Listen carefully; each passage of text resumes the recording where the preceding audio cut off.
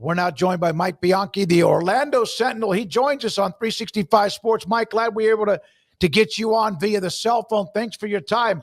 So UCF, of course, playing catch-up after many years of being overshadowed and trying to figure out who they were. But the future looks very bright for them with the influx of the money they're going to get now from the Big 12.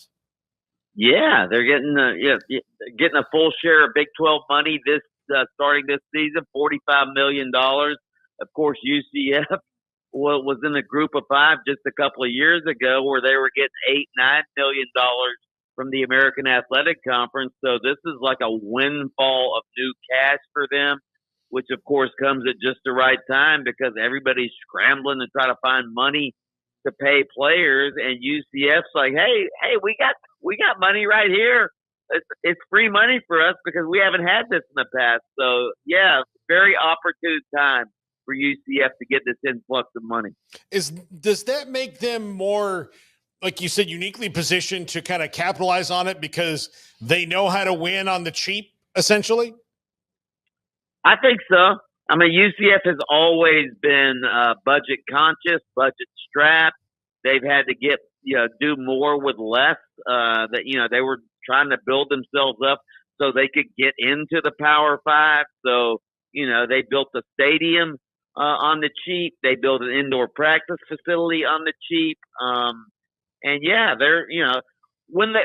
I will say this, when they got to the American Athletic Conference, that's when they started spending more money, and they were at the top of the American Athletic Conference in spending. But then when they got to the Big 12, boom, they fell back to the bottom. They don't have nearly the endowment of some of these Big 12 schools like Baylor and TCU and schools that have been around for 100, 150 years. UCF's been around since the 1960s, so they're a relatively new school, and their football program only started in 1979. So they don't have the big time generational boosters that some of these other schools have. But yes, they've had to learn to get by with less money. So in the last few years, I mean, the tail end of Heupel, 12 wins, 10 wins, 6 wins, 9 wins, 9 wins with Malzahn the first couple years. The last year, 6 wins, and the last year, 4 and 8. The UCF fans that I know and talk to are cautiously optimistic about the return of Scott Frost, but certainly feel like there's not a lot of mojo right now. How would you sort of describe the UCF fan base and kind of where the thoughts are as far as how everything's going at the moment? Well, I think that's one of the reasons they hired Scott Frost was to try to bring some mojo back. That 2017 season when they went unbeaten. Without that, I don't know that UCF would even be in the Big 12 right now because that sort of opened some eyes to a lot of, big-time conferences. You have this big school of almost 80,000 students in the middle of the state of Florida, and here they are going unbeaten and beating Auburn in the Peach Bowl. So, yeah, that was a magical time at UCF. Scott Frost was the coach, and then, of course, he left for Nebraska.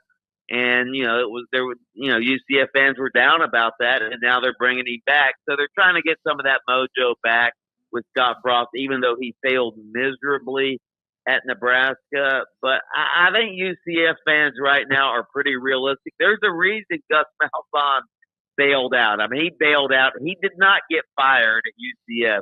He bailed out and took the offensive coordinator job at Florida State because he knew this was, his program had bottomed out. The bottom had fallen out. He knew it was going to be a rebuild, and I think Gus Malzahn got out while the getting was good because he didn't want to get fired again like he did at Auburn. So he sort of bailed, took the job at Florida State because he knew if he started out, slow next year, he would probably get fired and wouldn't last a year. Yeah, and you mentioned Frost and Lincoln. He doesn't even like to talk about it. It was a shock how bad that went, but it went badly, as everyone knows, and surprising to even those in Lincoln because he's a hero there for winning the national championship. Your thoughts about the fact that sometimes when you get humbled, and I think he got humbled and maybe a little full of himself when he left UCF. What have you seen from him? Does it look like he kind of learned his lesson there?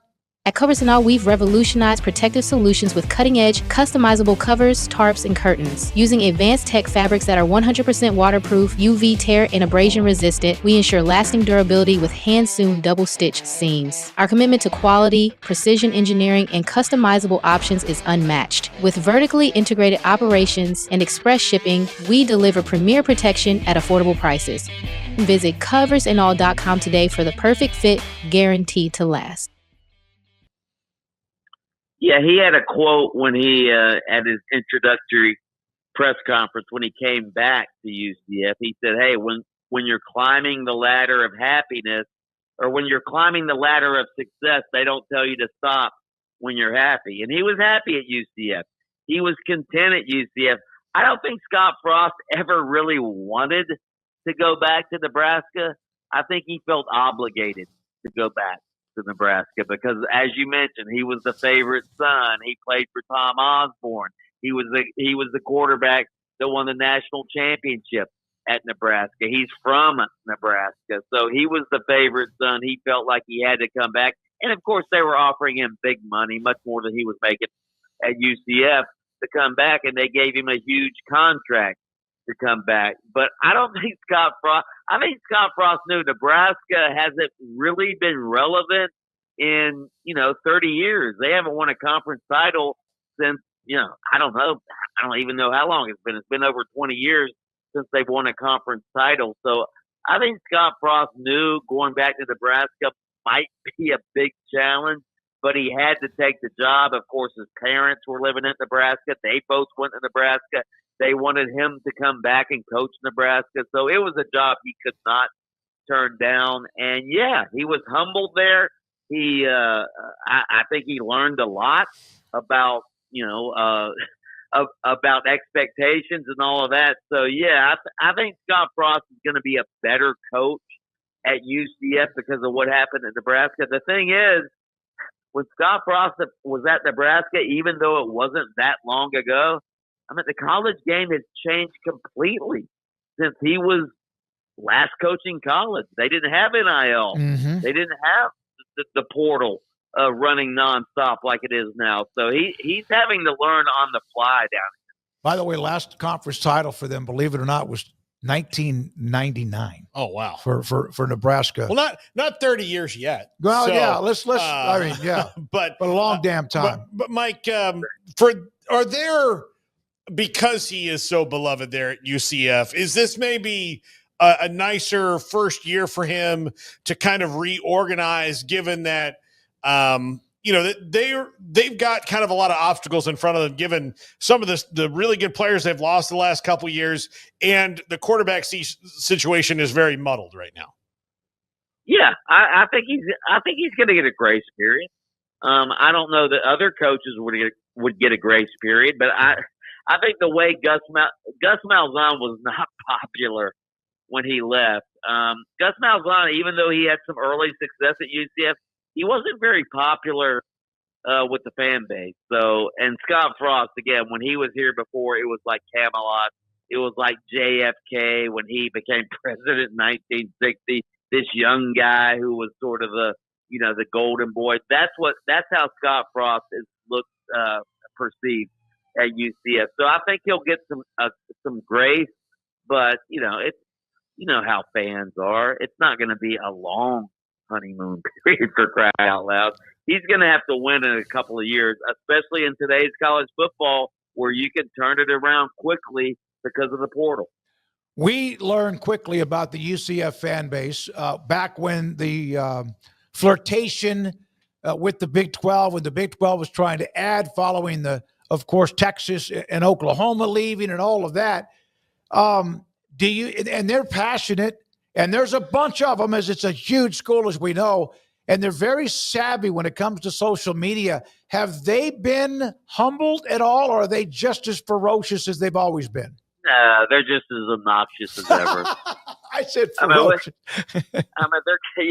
Ferocious is one way of putting it. But yeah, they're a young, brash, obnoxious fan base. It's a young school, as I mentioned, and their fans are younger, and they are on social media. They call themselves the Twitter Mafia because they're so hard hitting on social media. And UCF as a program, I mean, they play to that because they have a UCF social media department.